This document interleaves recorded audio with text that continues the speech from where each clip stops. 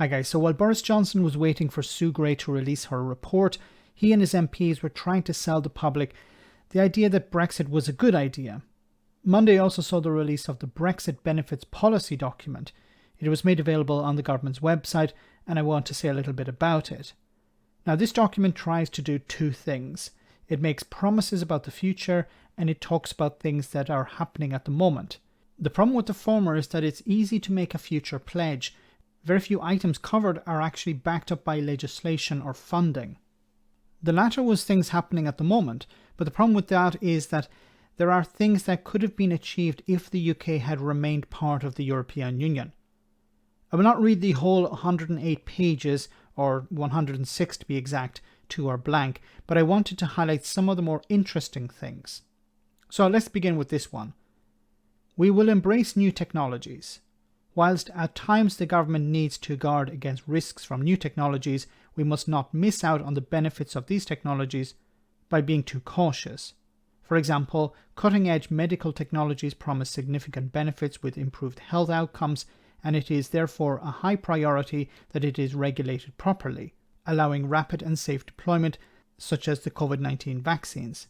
Our regulatory system will recognize that not every potential harm of an emerging technology turns into an actual harm of an established technology, while continuing to place the protection of consumers at the forefront of decision-making. This is a very vague promise. It isn't backed up by anything that we can see as part of government policy or legislation going through the House of Commons. It's a nice idea, but pretty meaningless. Then we have this, electronic trade documents. We will digitize trade documents to drastically reduce the cost of global exportation for UK businesses by between £1.7 billion and £7.4 billion. We will legislate to put electronic trade documents on the same legal footing as paper documents, removing the need for wasteful paperwork and needless bureaucracy. Now, this could fall under something that could have been achieved without leaving the European Union. For example, in Italy, all invoicing since 2019 must be completed electronically. If Italy, which is part of the European Union, has already rolled this out, then it isn't really a Brexit benefit. Then we move on to this one. It says here, our ambition set out in the life sciences vision is for the UK to be a life sciences superpower in the next 10 years, with an £89 billion turnover, export goods worth approximately £30 billion annually, 268,000 high-value jobs. The UK life sciences sector has attracted over £6.6 billion in investment in the first 10 months of 2021, a tenfold increase on 2012. Now, this is something that is being sold as a Brexit benefit, but it's a bit misleading. Notice how they say that investment has increased tenfold on 2012. Well, we're talking about a pretty new sector here. Massive investment is taking place all over the world in life sciences. The UK is no different. This can't be marked down as a Brexit benefit. Then we move on to hospitality. Now, it says here, showcasing and promoting the best of hospitality in the UK to international visitors. Hospitality is an important component of tourism and the visitor economy, with international visitors spending an average of £339 on eating out. Our hospitality strategy commits us to working with the Great Campaign and Visit Britain to promote the link between hospitality and tourism ecosystems. The Great Food and Drink Campaign is raising the international profile of Britain's food, drink and hospitality offering amongst international trade audiences and uses high-profile chefs and ambassadors. Once again, how is Brexit benefiting this sector? The opposite is actually true. We see this sector as being one of the worst hit since the ending of freedom of movement. Hotels, bars and restaurants are struggling to find the staff that they need. Then we move on to some legislation, some regulations. It says here, removing burdensome EU regulations on our wine sector.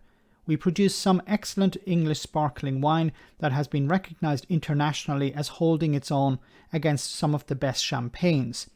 I don't know about that. We will do even more to supercharge our burgeoning English and Welsh wine industry and bolster the wine trade by reforming the regulations we inherited from the European Union, which may include introducing new product categories and other changes to the marketing of wine. Now, the UK used to be able to benefit from the protected designation of origin, PTO, an indicator for food-related items from the European Union. And now that Brexit has happened, the UK is no longer protected. I've also talked before about how most of the wine sold in the United Kingdom comes from the European Union, not Australia or California or elsewhere. Many people like European wines, which means that Brexit will likely mean less choice. Now, of course, migration is covered, something that's very important to many Brexit supporters. It says here, taking back control of our borders to attract the best global talent. We have ended freedom of movement and taken back control of our borders with the wholesale reform of our visas, asylum and border control systems. 1 year ago, we delivered the points-based system, a single global immigration system, attracting and retaining the brightest and best global talent. We have already introduced new work routines, including the skilled worker, global talent, graduate and health and care routes, as well as supporting people from Hong Kong through the British Nationals Overseas Visa route. We have granted free visa extensions for critical healthcare workers and their dependents. We've also made our borders more secure, including by ending the use of EU, EEA and Swiss national identity cards as valid travel documents for entry to the UK by most travellers. This is another one of those Brexit benefits that have turned out to be the opposite. When the UK accepted EU ID cards, which most Europeans have instead of a passport, it made moving to the UK more difficult. This has meant fewer students, for example, coming to Britain, and fewer workers, as they now need a passport.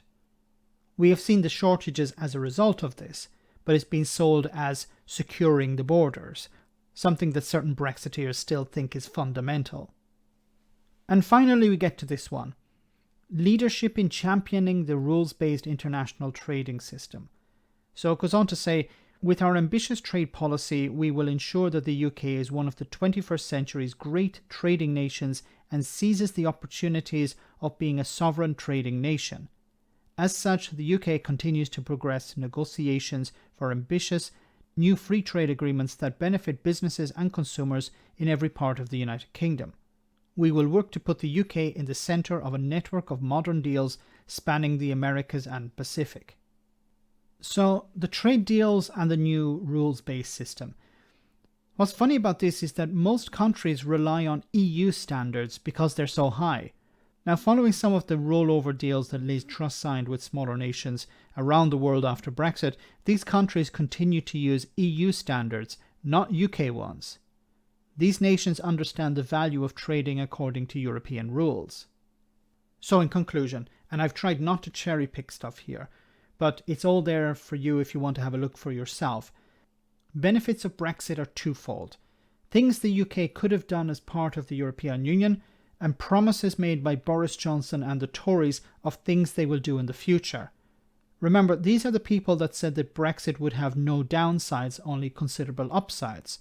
They also said that post-Brexit Britain held all the cards, and that they said that they would never reduce animal welfare or environmental standards, while signing trade deals with Australia for cheap meat and allowing water companies to pump raw sewage into rivers and lakes. Have a look at it yourself and let me know what you think. As always, your comments are greatly appreciated. Thanks a lot.